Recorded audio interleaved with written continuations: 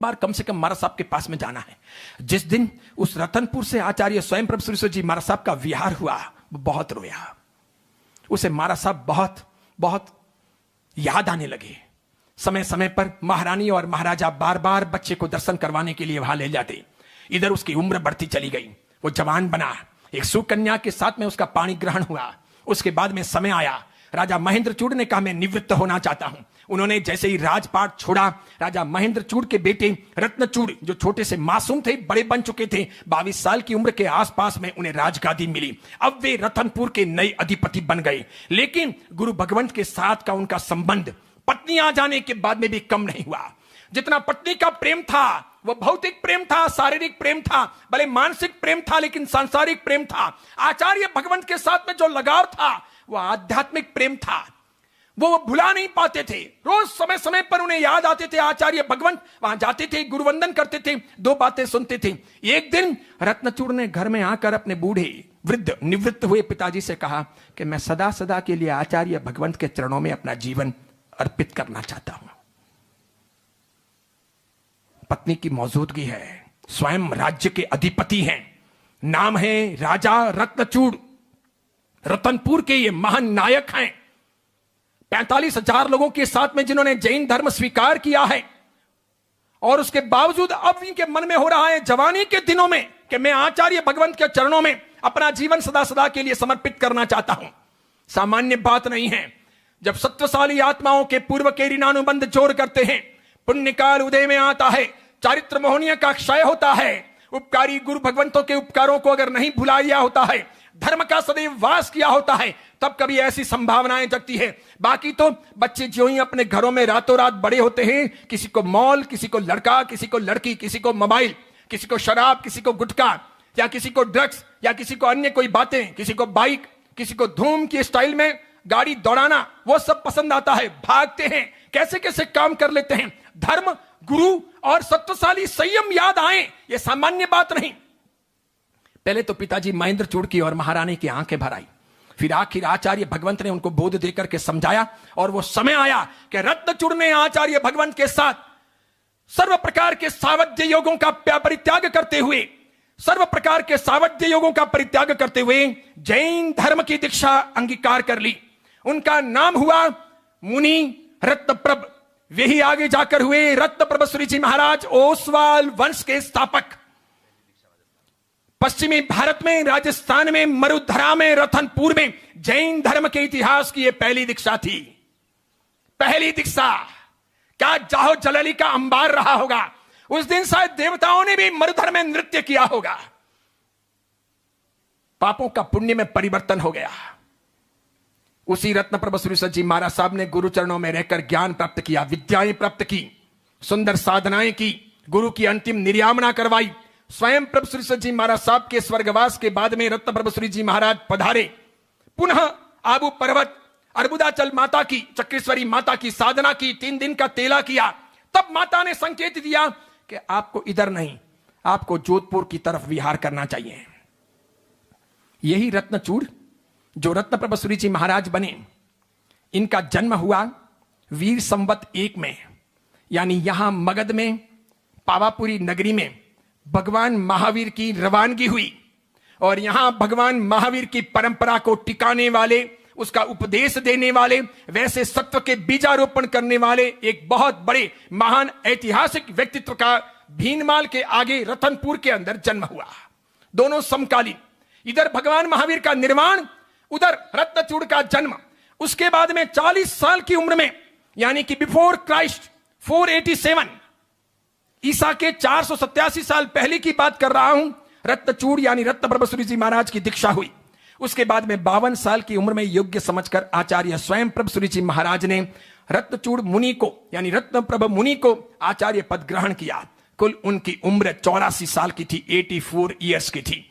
देवी के संकेत प्राप्त करके वे पहुंचे रत्नप्रभ श्री जी महाराज माउंट आबू से जोधपुर की तरफ।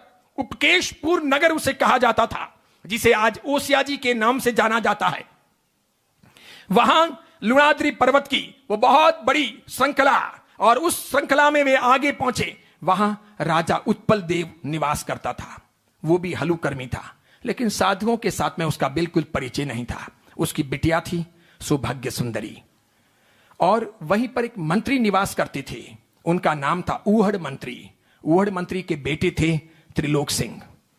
दोनों की जातियां सवर्ण थी, राजपूत थी, क्षत्रिय थे ये, और इनके साथ में मेल मिलाप अच्छा था। राजा और मंत्री प्रजा की बहुत अच्छी सेवा करते थे। 500 साधु भगवंतों के साथ जब रत्नप्रभसूरि जी महाराज उपकेशपुर नगर की पहाड़ियों पर पहुंचे, जगह जगह आसपास के इलाकों में साधु भगवंत गोचरी के लिए जाते, कहीं गोचरी ही नहीं मिलती। बहुत दिक्कतें होने लगी। आखिर आचार्य भगवंत ने एक दिन सभी साधुओं को एकत्रित करके कहा, सुनो, 35 साधु मेरे पास रहो, 465 साधु जो भी कमजोर हो या जो नहीं कर सकते हो इतना अधिक, वो यहां से विहार करो। उस बार पहली बार रत्नप्रभसूरि जी महाराज ने साधुओं को बांटा और 465 साधुओं को आशीर्वाद देकर के नागौर की तरफ विहार करवाया कि तुम जाओ, उधर का इलाका हलुकर्मी है, भद्रीक है, वहां तुम्हें गोचरी पानी मिलेंगे। वहां जैनों का निवास धीरे धीरे होने लगा है, ब्राह्मण भी वहां जैन धर्म पसंद करने लगे हैं, अन्य स्वर्ण जातियां भी तुम्हें पसंद करेगी। इस प्रकार वहां भेजा गया। 465 साधु विहार किए नागौर की तरफ। 35 साधु बचे जोधपुर के आसपास। वे उपकेशपुर की पहाड़ियों पर बैठे हैं, ध्यान कर रहे हैं, स्वाध्याय कर रहे हैं। रोज साधु उन 35 के लिए गोचरी लेने जाते हैं। सभी पात्रे वापस खाली आते हैं। किसी के 3 उपवास हो गए, किसी के 5 हो गए, किसी के 7 उपवास हो गए, किसी के 10 उपवास हो गए, किसी के 15 उपवास हो गए हैं। तब भी कोई साधु विचलित नहीं हो रहा है। एक दिन उत्पल देव के बेटी और ऊहड़ के बेटे के साथ में पानी ग्रहण हुआ। आचार्य भगवंत को इसकी सूचना मिली। उस वक्त आचार्य भगवंत ने अपने उपाध्याय शिष्य वीर धवल से कहा था कि यह शादी जरूर हुई है, यह बहुत जल्दी ही मातम में परिवर्तित हो जाएगी। वैसे उपाध्याय वीर धवल जी ने यह बात किसी को कही नहीं, यह गुरु शिष्य के बीच की बात थी। एक दिन ऐसा ही हुआ, वो उत्पल देव की सौभाग्यवती कन्या जिनको ब्याही गई थी त्रिलोक सिंह को, ऊहड़ देव के बेटे को, वो ऊहड़ देव एक खाट पर चारपाई पर लेटे हुए थे। उधर जोधपुर, फलोदी, लोहावट, उसके आसपास के इलाके में, थली के प्रदेश में पीना जाति के बहुत पतले पतले ग्रीन रंग के, हरे रंग के बहुत पतले पतले सांप पाए जाते हैं। वे बड़ी रफ्तार से चलते हैं और कहीं पर भी पहले फ्लोर पर, दूसरे फ्लोर पर, पहली मंजिल दूसरी मंजिल भी चढ़ जाते हैं।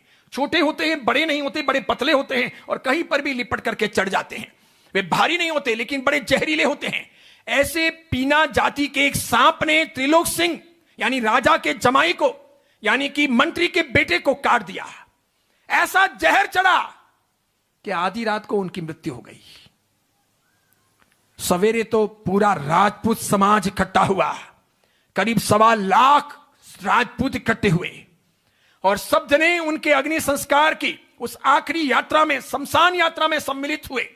पहाड़ पर बैठे बैठे आचार्य भगवंत ने, रत्नप्रभसूरि जी महाराज ने वीर धवल जी से पूछा कि इतना सारा जनमानस क्यों इकट्ठा हुआ है।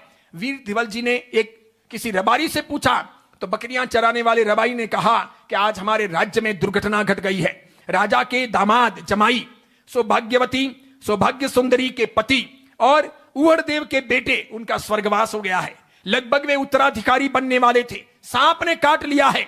तभी आचार्य रत्नप्रभसूरि जी महाराज, जो विद्याधरकुल के आचार्य थे, विद्याओं के जानकार थे, विद्याएं लोगों को डफोल बनाने के लिए उपयोग में नहीं लेनी जाती है। लोगों को मूर्ख बनाने के लिए विद्याओं का उपयोग नहीं करना चाहिए। लोगों को डराने के लिए भी विद्या का उपयोग नहीं करना चाहिए। लेकिन लोगों को बोध देने के लिए, धर्म की आस्था जगाने के लिए, सन्मार्ग पर लाने के लिए, दुर्बुद्धियों को दूर करने के लिए, दुर्जनों को सबक सिखाने के लिए विद्याओं के उपयोग पुराने जमाने में आचार्य भगवंत अपनी साधना और अपने निष्ठिक ब्रह्मचर्य के आधार पर किया करते थे। हर संप्रदाय में इस प्रकार महान महान मुनिवर, साधु, साधक हुए। आचार्य भगवंत ने वीर धवल जी से कहा, ये क्यों कर रहे हैं अग्नि संस्कार की तैयारी? इस राजकुमार में थोड़े से प्राणों के अंश भीतर बचे हैं, अगर ये लोग चाहें तो मैं इन्हें पुनर्जीवित कर सकता हूं। रबारी ये बात सुन रहा था।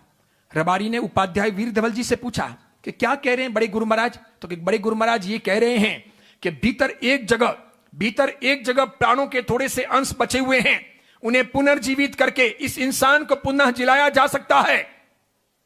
वो भागता हुआ गया, भीड़ में उसने बात कही। देखते ही देखते वायु वेग से 1.25 लाख लोगों में बात फैली। और यूं भी देखो, मजबूरी का नाम महात्मा गांधी, मरता क्या नहीं करता। जब सारे रास्ते बंद हो जाते हैं तो जो रास्ता जो आदमी दिखाएं उसे लोग अपना लेते हैं। इन सभी राजपूतों ने, विशेष करके ऊहड़देव मंत्री ने और उत्पल राजा ने, उन्होंने नक्की किया कि चलो कोई सेवड़े आए हैं, जैन साधु आए हैं, यहां पहाड़ पर बैठे हैं, ले चलते हैं। वो कहते हैं कि मैं इन्हें जिंदा कर सकता हूं, देखते हैं चमत्कार होता है या नहीं। वो पार्थिव देह, डेड बॉडी वहां लाई गई, आचार्य भगवंत के सामने रखी। वीर धवल जी भीतर से इतना गर्म पानी लाए, आचार्य भगवंत के अंगूठे का प्रक्षालन किया।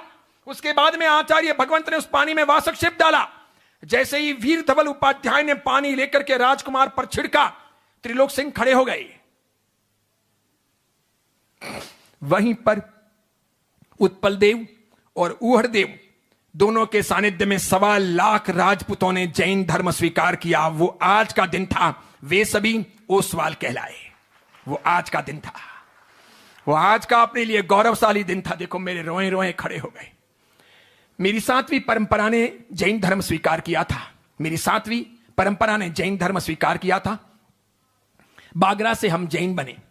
जोधपुर महाराजा से नाराज होकर के राजकुमार एक आ गए थे बागरा। आगे जाकर के उस बाग सिंह राजपूत ने बागरा बसाया, और उन्होंने जब जैन साधुओं से जैन धर्म स्वीकार किया तो उस बाग सिंह की परंपरा में जो जो भी जैन बने वो सभी बागरेचा कहलाए। मैं उसी डीएनए का अंश हूं। लेकिन ओसवाल, बीसा ओसवाल के तौर पर अपनी स्थापना हुई, यानी रत्नप्रभ सुरेश्वर जी महाराज साहब की परंपरा में अपने आए। इसलिए पहले उपकारी गुरु ओसवालों के रत्नप्रभ सूरी जी महाराज, और पहले उपकारी गुरु पूर्वालों और श्रीमालियों के स्वयं प्रभ सूरी जी महाराज। उस रत्नप्रभ सूरी जी महाराज ने चामुंडा माता को बोध दिया, उसकी साधना की, राजा को समझाया कि भले ही हिंदू राजपूत हों या जो जैन धर्म स्वीकार किए हों वे राजपूत हों, सभी लोग भले चामुंडा की साधना करें। जैनों के लिए इस चामुंडा का नाम सच्चिया माता कहलाएगा, हिंदुओं के लिए, राजपूतों के लिए चामुंडा माता कहलाएगी। लेकिन दोनों में समान तरीके से स्वीकार रहें और इसकी आमना और आगे बढ़ें, और यहां की शक्ति सब लोगों के लिए श्रेयकारी बने। इसके लिए सदा सदा यहां पाड़ों की बलि बंद की जाए, मांसाहार न चढ़ाया जाए, यहां सात्विक वातावरण बनाया जाए। उत्पल देव ने यह घोषणा की, सभी राजपूतों ने स्वीकार किया। तब से जोधपुर ओसियाजी में चामुंडा माता के सामने मांस चढ़ाना, खून खराबा करना या बलि देना बंद हुआ। रत्नप्रभ सूरी जी महाराज की बदौलत तो ओसवाल वंश की वो कुल देवी कहलाती है सच्चिया माता, जिसका ओरिजिनल नाम था चामुंडा देवी। इसीलिए मैं आज चामुंडा और सच्चिया दोनों के मंत्र बोला, और रत्नप्रभ सूरी जी महाराज और स्वयं प्रभ सूरी जी महाराज को भावभीनी वंदना। वहीं पर बलि प्रथा बंद हुई, सम्यक दृष्टि देवी को बनाया, और इस प्रकार वो कुल देवी के तौर पर स्थापित हुई। उसी रत्नप्रभ सूरी जी महाराज और संयम प्रभ सूरी जी महाराज ने अपने जीवन काल में 4500 4500 साधु साध्वियों को दीक्षा दी। वही उपकेशपुर नगर आगे जाकर के ओसियाजी कहलाया।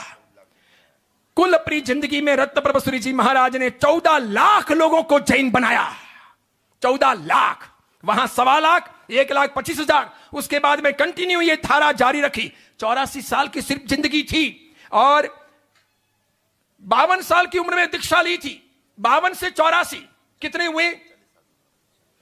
40 साल की उम्र में दीक्षा ली थी, 84 साल की उम्र में स्वर्गवास हुआ। 44 वर्ष मात्र, 44 वर्ष में 14 लाख जैन बनाए। कैसे उपकारी गुरु भगवंत, कितना बढ़िया काम किया, कैसा गजब का।